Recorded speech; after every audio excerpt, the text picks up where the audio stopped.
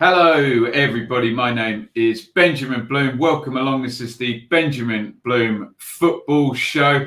And another day, another season review here. This is the 9th season review I've done. And today we will be looking at their Lions in South London, Millwall. And as you can see, there is my title there. Harris out, Rowett in, a top 8 finish. I'm going to have a look at what Millwall have done this season, what it means, how well they've done, and where they can likely take it next season. I think a good place to start is to find some context. There is the 10-year sort of positional chart for Millwall. You can see right at the top there, Kenny Jackett taking them out of League One, then a period in the Championship, Iain Hallewell and relegation there. 1, 2, 3, 4, 5 seasons up.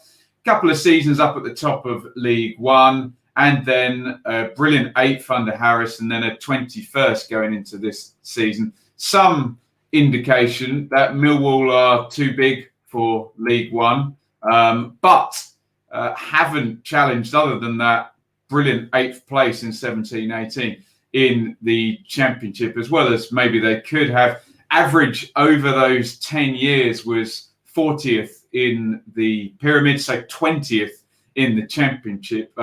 Literally just outside the natural position over 10 years is just outside the Championship relegation zone. Now, whether you think it should be higher or lower than that is up to you. I'm just going to present the facts unbiasedly here. Now, Neil Harris had built this team up over a few years, but a couple of really important players out of the team now going into this season. And what I'm talking about is the front two that he built his team on. You can see there in the summer, Lee Gregory goes to Stoke. But I think more importantly, Steve Morrison there, third from bottom out to Shrewsbury. Yes, I understand that Morrison was aging and getting slower and slower and slower. But I just think whenever I watched Millwall at their peak under Harris, that Steve Morrison was the manager on the pitch, the brains, moving players around. Very clever player. If you hear him interviewed now, and he does the TV as well, you can see what an important conduit for Harris's ideas, and probably just around the dressing room in general. They were losing this season. Harris goes to the transfer market. You can see a couple of issues here. He obviously wanted a goalkeeper. Frank Fielding in, Luke Steele on loan, and Bialkowski that's going to turn out to be a good signing. So three bits of mud thrown at the wall, hoping that something sticks there in terms of goalkeeper there. And don't worry, Bialkowski, is going to stick very much. So Mollenby on loan from Brighton in central midfield, and in the attack there, Matt Smith, a replacement for Big Morrison, Bodvarsson as well coming in up top, Mahoney there, a sort of inverted winger from Bournemouth, and I suppose you can argue that Tom Bradshaw, who came last season for a big fee in terms of Millwall's history, essentially a new player because he just missed all of it, didn't he, with that injury. So that's the state of play. Really, Harris transitioning from one Championship team to another to start the season. And it was a really, really good start. Look at that, 7 points from the first 3 games. Millwall out of the traps, looking really, really good. And you're kind of thinking, if you're a Millwall fan, okay, here we go. Harris Championship team Mark II in development. Let's see what happens. But what I consider the killer blow happens barely before the season's even started. In that first 3-game week there, Fulham 4, Millwall 0. But look at the manner of the defeat. And this went all around the news. 77% possession. I saw that reported even higher. 994 passes. 938 completed. And I just think this just knocked the stuffing out of Neil Harris, really. And you can see in the change of tactics following it that the manner of this defeat and the kind of humiliation of it being broadcast everywhere just seemed to do for him. And that up and at him, aggressive, high-pressing Millwall team under Harris in 17-18 that finished 8th is going to kind of sort of flollop into this low block, let's not lose team. And sadly, what then follows from that defeat is no wins in 7. And I was at a couple of these games, and you can go back and check my review. I was at the QPR game there, and I was at the Luton game, and something wasn't right. Something had changed. Millwall matching up to QPR with a 3-5-2 and then surrendering instead of just saying, no, this is what we're going to do. We're going to try and stop you. And then at Luton, a goal behind and managed to get a draw in the end. But that was it for Neil Harris there. So 3rd of October, Neil Harris has today stepped down from his role as manager of Millwall Football Club with his assistant, David Livermore, as well.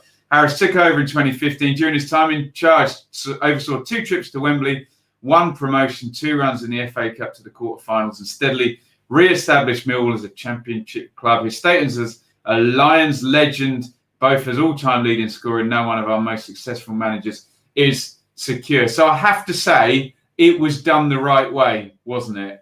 You've got a club great, all-time leading scorer with a good history as a manager up until that run. And instead of it being tarnished and his kind of legacy being dragged through the mud there, done the right way, Harris essentially steps aside and the club say, thank you, we're going to move on. Let's not tarnish this. So I do applaud Neil Harris and Dave Livermore and Millwall and the Millwall fans for the way that was done. I feel that was done in the right way. Adam Barrett has 3 games. I was at that Millwall Leeds game.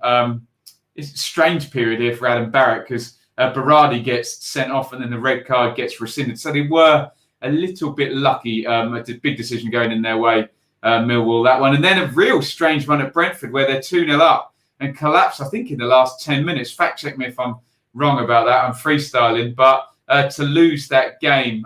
So, yeah, mad run from Adam Barrett. Win, lose, and a draw. But here he comes, Gary Rowett, 21st of October, 45-year-old former Burton, Birmingham, Derby and Stoke boss there. And he's going to take over his first game against Stoke. Rowett, I wasn't sure. Honestly, I wasn't sure. It was a case for me of, are you getting a guy who was roughly treated at Birmingham and Stoke was a bit of a basket case, who is a good manager, who just had a couple of dodgy experiences, and you're now going to revive him and he's going to revive you and it's all going to work? Or are you getting a manager who's on a downward trend? Remember there, Burton, very well regarded, then Birmingham replaced by Zola.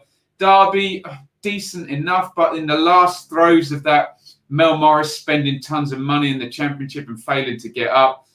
Yes, of course, Stoke was a bit of a basket case and they only got a few months there, but still the rumours, the Gary Rowett snake thing, walking out of Derby. So I was unsure, but proven wrong pretty quickly. Very, very good start. Look at that. 12 games, 22 points, only 2 defeats in there. Long unbeaten run in the middle there. 9 points from the first 4. You can pull out any amount of stats there. A 7-game unbeaten run, some really good victories, away victories. Went away to his old club, Derby, and won a win over challengers Brentford as well in there. Excuse me. An away win over Swansea. Looks like he's getting a really good tune out of Jed Wallace straight away. Really good start by Gary Rowett. And all of a sudden, the year-end table looks quite good there. 11th place and 2 points off the playoffs there. Here comes some really good recruitment by Gary Rowett. And it's Bialkowski. That deal is done. We need to give Harris some credit for that. And we need to say that my team, Ipswich, just miserably failed on protecting an asset there. And Millwall get a really good deal. But when I see these 3 players, I think damaged goods. And Rowett resuscitating 3 players who had been highly regarded but had either bad seasons or bad periods, or in Mason Bennett's issue, a bad incident at a club. And he's going to take them to Millwall and raise them up again. So really good recruitment. Białkowski obviously had a terrible season for Ipswich the season before under Paul Hurst, but had been 3-time Player of the Year before that. In he comes, arm round him, good job. Ryan Woods, really highly regarded at Brentford. Rowett takes him to Stoke, not wanted at Stoke, not then played by Nathan Jones. Rowett's going to pull him in, and Mason Bennett obviously involved in the Richard Keogh, Tom Lawrence incident. Rowett gets him out of Derby. So really, really good recruitment. Smacks very much of what Sam Allardyce used to do at Bolton, and I mean this in the nicest possible way, taking players who were highly regarded and people didn't want and getting a tune out of them. And he does well. However, look at the next 12 games. Again, not many defeats in there, but you're now starting to see too many draws and long periods of 4 or 5 games there without a win. 17 points from those 12. And if we are lamenting a failure of Millwall to get in the playoffs, which I don't think we should, frankly, given their average position over those last 10 years was 20th in the Championship. But they could have made the playoffs and they didn't.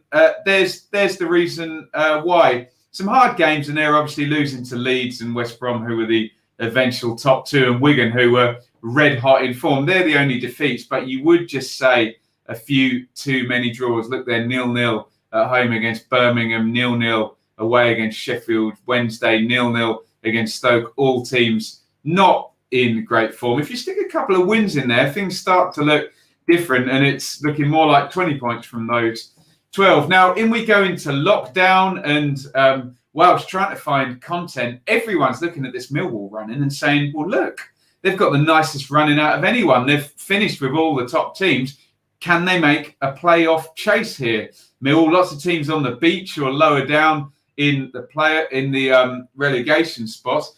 There is the run-in, and just sadly, again, those first 3 games there, they got an informed Derby, and then 2 draws against Barnsley and Swansea there, meaning 2 points from the first 3. Because then if you look at that last 6 games, 2 points per game from the last 6 games would have been enough. So if you can add on just another victory there, maybe the victory against Derby in a game where they did lead, if I'm remembering correctly, then everything's starting to look a little bit different. But again, context is king here when we're talking about Millwall, and an 8th place finish is very good, which we'll explain in a minute here. So there they are, Millwall 8th. Again, I'll repeat, traditional 10 season average there would be in 20th, down where Luton are, and they're way, way, way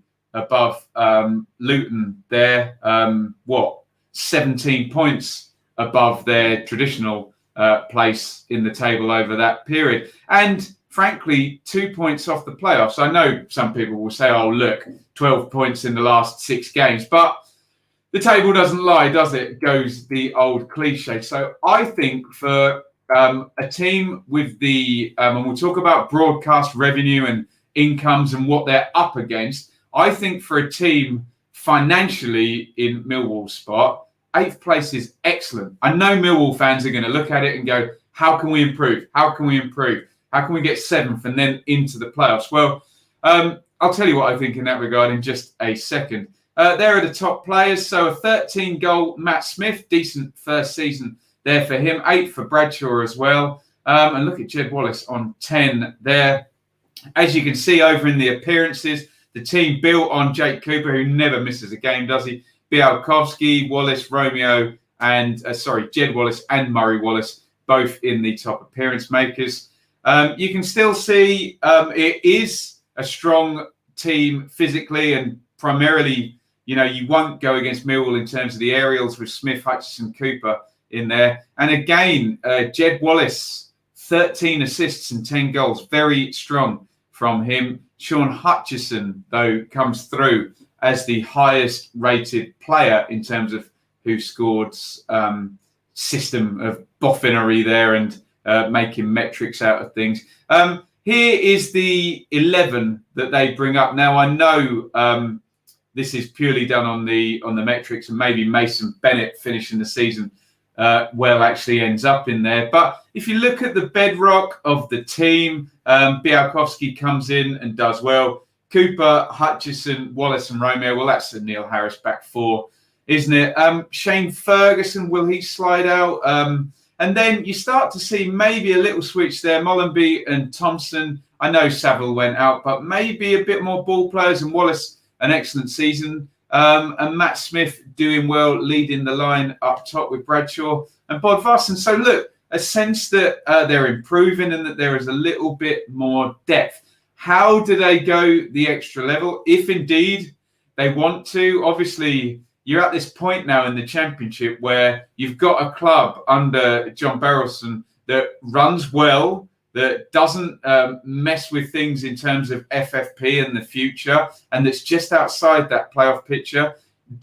You don't want to now gamble that and, have financial hardships in the future. But here is the true enemy, and I'm going on about the parachute payments again. Next season, Millwall will be up against the guaranteed 7, and I'm talking Cardiff there at the top, Swansea, Stoke, West Brom have gone, Huddersfield, and then Norwich, Watford and Bournemouth. And you could, if Fulham lose the playoff final, have 8 teams with parachute payments. Now, do a quick bit of maths.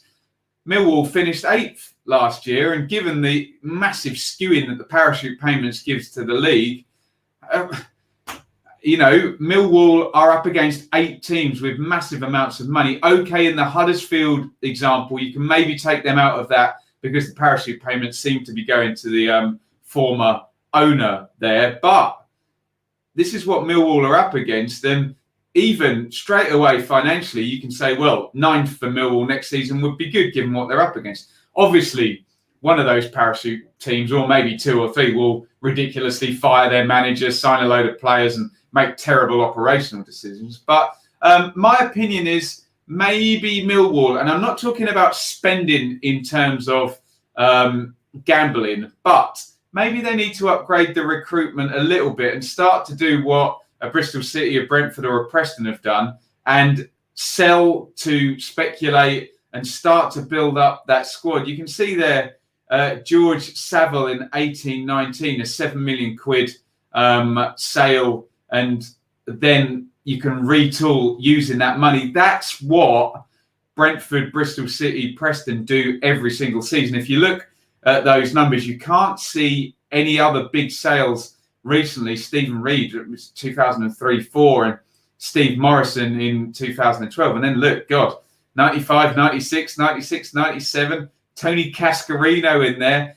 What I'm saying is maybe Millwall need to start to accept that if you do have a Jake Cooper or a Jed Wallace, it's not a bad thing to sell if you get the right price, you recruit well, and then sadly, whilst parachute payments are a thing and they skew the league, this is the only way teams are going to compete every season, selling a big player for big money, hopefully to the Premier League where you get the best deals. Well, unless you have a Champions League team by your player. But no offence to Jake Cooper or Jed Wallace, I don't see either of those players going to a Champions League team. But at the moment, given here is the record recruitment, and yes, you can see they're working on this. Look, Scalak, Mahoney, Leonard, Bradshaw, all recent signings, including Bodvarsson. So I do accept that they are moving up, but it's still pocket change compared to some teams here. And I'm not talking about parachute teams. I'm talking about what Bristol City, again, Brentford.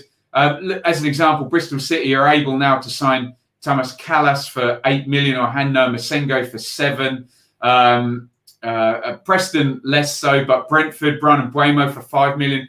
Pontus Jansson for sort of 6-7 million, I think it was. I think that's where Millwall now need to go. So if you are a Millwall fan, I wouldn't object to one or other of Cooper or Wallace going, provided then that transfer record gets broken. And a transfer record tells me one of two things. Either the club is gambling or they're progressing and they're investing in a higher bracket. So I want to see Millwall, if they're going to move forward. Obviously, you have to hope a couple of, at least 2 parachute teams, if there's 8 next season, make a mess of it and stand aside. But is that place open for Millwall to, let's throw numbers in the air, take 15 million for Jed Wallace, and then maybe break the transfer record twice? A couple of £3 million signings and build that team, give Gary Rowett some backing.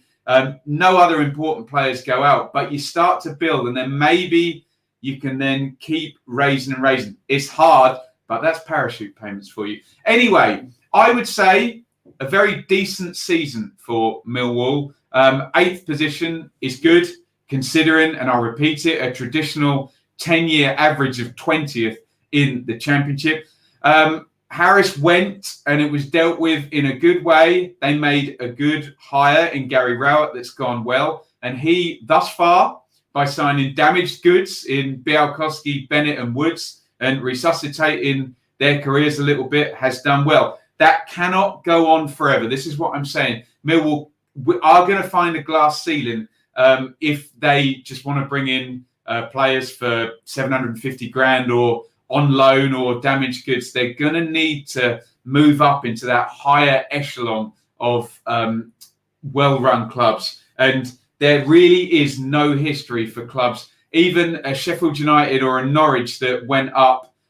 Sheffield United never had a parachute payment. Obviously, Norwich have had loads. Norwich have sold tons of star assets, and Sheffield United, the season before they went up, out goes David Brooks. So nobody is able to go up without doing this, is my point. That is my view. If you're a Millwall fan, let me know what you think. I know we have many Millwall fans follow the channel, so get your opinions in. As I always say on these videos, sometimes people get a bit emotional with an outsider. I don't support Millwall talking about their team. If you know more about Millwall than me, great. Educate me, educate the people in the debate. Don't go down that emotional football fan route of yelling and screaming and not liking somebody else talking about your team. Educate us if you know more. That's what I'll always say. Get involved in a good debate here. Let me know what you think. And if you think that my solution is the right way, maybe a key player out and some realigning of the spending and incoming and outgoings. You can support the channel via Super Chat after the fact here. Just go into where the live chat was, hit that dollar button, and you can support my ventures here. Support me on Patreon as well by subscribing. Why? I have no job because of COVID now, and I'm really trying to make a go of this on YouTube, but I need to make some money off it in order to give me more time to research, hopefully, high-quality videos and give you good videos here on the channel to enjoy and make this the best place for Championship content here.